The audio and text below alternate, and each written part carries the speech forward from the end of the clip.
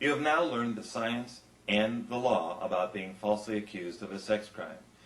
But what if the accused is a child? When a person charged is a child, the allegations go to juvenile court.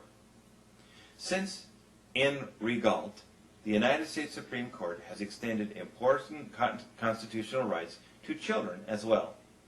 This means that the most important criminal procedure rules and evidentiary rules apply when defending children against these awful allegations.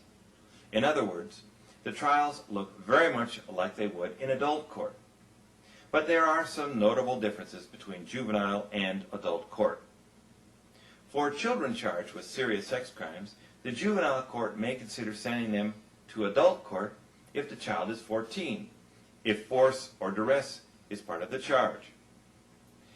The district attorney may consider sending the child directly to adult court if the child is 16, charged with a serious sex offense, including force or duress. They don't have to ask the court's permission if the child is 16. The district attorney can do it directly. If there is no force or duress alleged, the juvenile court judge may consider sending the minor to adult court anyway. This decision depends upon whether the juvenile court judge believes the minor can benefit from the services available within the juvenile court system. In the juvenile court system, children found guilty of some crimes can be held by the youth authority for longer than an adult might be held if found guilty of the same offense in adult court. The youth authority is a prison for children. However, the child does not have a right to a jury trial.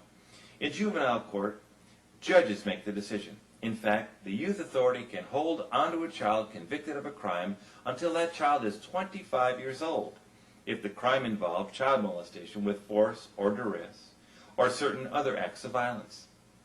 It may be juvenile court, but minors can spend years behind bars if sentenced for committing certain crimes. You must take these charges seriously, even though they are being heard in the juvenile court.